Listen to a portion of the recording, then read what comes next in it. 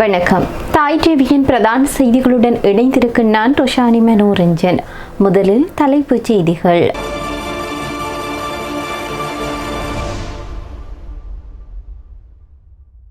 வீரவன்சவை கைது செய்ய அனுர அரசாங்கம் அதிரடி நடவடிக்கை. விமல் வீரவன்சவிற்கு நடந்த சம்பவத்தை கடுமையாக கண்டித்த மஹிந்த ராஜபக்ஷ. மீண்டும் போர் ஏற்பட்டால் அதற்கான பொறுப்பினை அரசாங்கம் ஏற்க வேண்டும். தமிழகத்தில் தொடரும் மாற்றங்கள். முதலமைச்சர் விஜயின் அதிரடி உத்தரவு. ஈரானின் உச்ச தலைவர் தொடர்பில் வெளியாகும் வதந்திகள். முதன்முறையாக ஈரானிடமிருந்து வந்த பதில். ஈரான் தொடர்பில் ட்ரம்ப் வெளியிட்டுள்ள எச்சரிக்கை. இனி விரிவான செய்திகள்.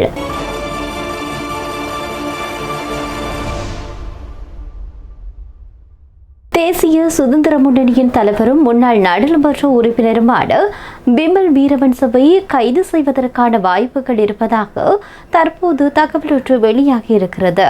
நாடாளுமன்றத்திற்குள் அருகில் அமைத்துள்ள போர் நினைவகத்திற்கு முன்பாக நேற்று முன்தினம் இடம்பெற்ற முருகல் நிலை தொடர்பாக விமல் வீரவன்சவிற்கு எதிராக இன்றைய தினம் போலீசார் நீதிமன்றத்தில் அறிக்கை சமர்ப்பிக்க உள்ளதாக தகவல் தெரிவிக்கின்றன. சட்டவிரோதமாக ஒன்று கூடுதல் மற்றும் கடமைக்கு இடையூறு விளைவித்தல் ஆகிய குற்றச்சாட்டுகளின் கீழ் வீரவன்சவிற்கு எதிராக நீதிமன்றத்தில் வழக்கு தாக்கல் செய்யப்பட உள்ளது. நேற்று முன்தினம் விமல் வீரவன்ச உள்ளிட்ட குழுவினர் நினைவிடத்திற்கு மலரஞ்சலி செலுத்துவதற்காக வருகை தந்தபோது போலீசார் அவர்களை நினைவிடத்திற்கு அருகில் செல்ல அனுமதிக்காமல் தடுத்தனர். இதன்போது அந்த பகுதியில் அமைதியின்மை ஏற்பட்டதுடன் வார்த்தை பரிமாற்றங்களும் இடம்பெற்றுள்ளது. பத்ரமுல்லையில் அமைக்கப்பட்டுள்ள போர் வீரர் நினைவு தூவிக்கு நாட்டில் எந்த பிரஜையும் செல்வதற்கான சுதந்திரம் இருக்கும் நிலையில் விமல் வீரவன்சவிற்கு நடந்த சம்பவத்தை தான் வன்மையாக கண்டிப்பதாக முன்னாள் ஜனாதிபதியான மஹிந்த ராஜபக்ஷ தெரிவித்துள்ளார். போர் வீரர்களை நினைவு கூறும் பொருட்டு மலர் கொத்துக்களுடன் பத்ரமுல்லையில் அமைக்கப்பட்டுள்ள போர் வீரர் நினைவு தூவிக்கு சென்று விமல் வீரவன்ச மற்றும் அவருடைய குழுவினருக்கு நினைவிடத்திற்குள் செல்ல போலீசார் அனுமதி மறுத்துள்ளனர்.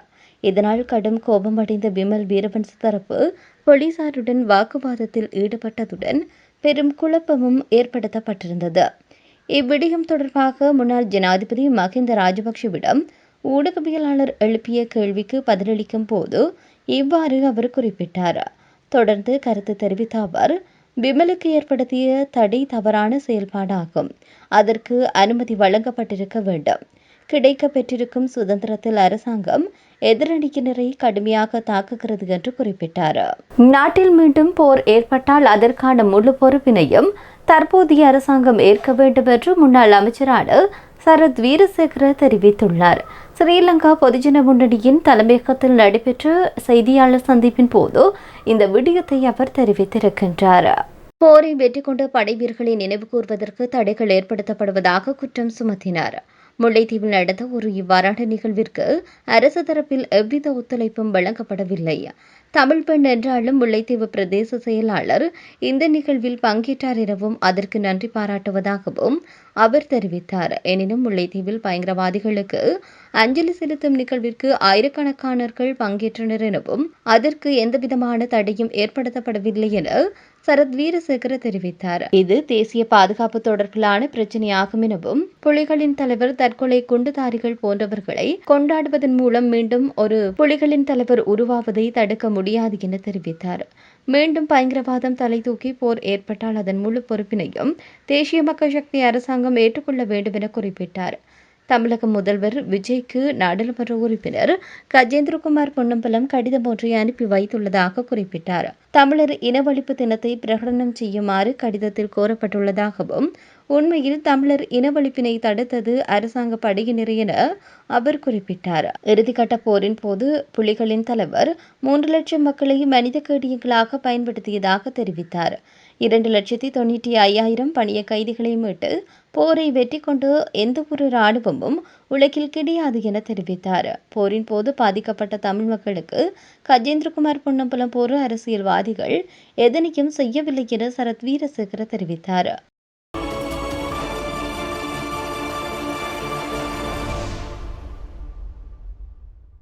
சென்னையில் உள்ள தமிழ்நாடு தலைமைச் செயலக அலுவலகத்தில் பணியாற்றும் அனைத்து அரசு மற்றும் ஒப்பந்த ஊழியர்களும் காலை 10 மணிக்கு அலுவலகத்திற்கு வந்து உடனடியாக பணியை தொடங்க வேண்டும் என்று வாய்மொழி உத்தரவு வழங்கப்பட்டிருக்கிறது. தமிழ்நாட்டில் புதிய அரசு பொறுப்பேற்ற பிறகு நிர்வாக அமைப்பில் பல்வேறு மாற்றங்கள் ஏற்பட்டுள்ளது. அதிகாரிகள் இடமாற்றம் முதல் துறைகள் செயல்படும் விதம் வரை பல புதிய நடைமுறைகள் நடைமுறைப்படுத்தப்பட்டு வரும் நிலையில் தற்போது தலைமைச் செயலக ஊழியர்களுக்கான முக்கிய உத்தரவு ஒன்று வெளியாகியுள்ளது.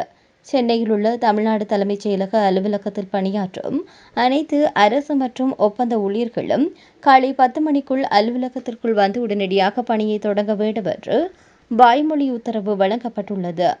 தலைமைச் செயலகத்தில் 40க்கும் மேற்பட்ட துறைகளில் சுமார் 5500க்கும் அதிகமான ஊழியர்கள் பணியாற்றி வருகின்றனர். இவர்களுக்கான அலுவலக நேரம் காலை 10 மணி முதல் மாலை 5:45 மணி வரை நிர்ணயிக்கப்பட்டுள்ளது. இருப்பினும் சில ஊழியர்கள் தாமதமாக வருவதனால் நிர்வாக பணிகள் பாதிக்கப்படுவதாக நீண்ட காலம் குற்றச்சாட்டுகள் எழுந்துள்ளது. இதனை அடுத்து அனைத்து ஊழியர்களும் காலை 10 மணிக்கு முன்பாகவே அலுவலகத்திற்கு வந்து வருகை பதிவேட்டில் கையொப்பமிட்டு சரியான நேரத்தில் பணியை தொடங்க வேண்டும் என்று அறிவுறுத்தப்பட்டுள்ளதாக கூறப்படுகின்றது. முதலமைச்சர் விஜய் பெரும்பாலும் காலை 9:30 மணி முதல் 10 மணிக்குள் தலைமைச் செயலகத்திற்கு வந்து பணியை தொடங்குவதனால் அதே ஒழுக்கத்தை ஊழியர்களும் பின்பற்ற வேண்டும் என்பதே அரசின் நோக்கமாக இருப்பதாக தகவல் தெரிவிக்கின்றது. சென்னை மற்றும் சுற்றுவட்டார மாவட்டங்களில் இருந்து பேருந்து, தொடருந்து மற்றும் தனியார் வாகனங்களின் அலுவலகத்திற்கு வரும் ஊழியர்கள் முன்கூட்டியே பயண திட்டமிடல் செய்ய வேண்டும் என்று அதிகாரிகள் அறிவுறுத்தியுள்ளனர். இதன் மூலம் அரசு பணிகள் தாமதமின்றி சீராக நடைபெறும் என எதிர்பார்க்கப்படுகிறது. முன்னதாக ஊழியர்களின் வருகை நேரத்தை கண்காணிக்க பயோமெட்ரிக் முறை அறிமுகப்படுத்த முயற்சி செய்யப்பட்டிருந்தது. ஆனால் ஊழியர் சங்கங்களின் எதிர்ப்பால் அந்த திட்டம் நடைமுறைக்கு வரவில்லை. தற்போது பழைய வருகை பதிவேட்டு முறையே தொடர்கின்றது.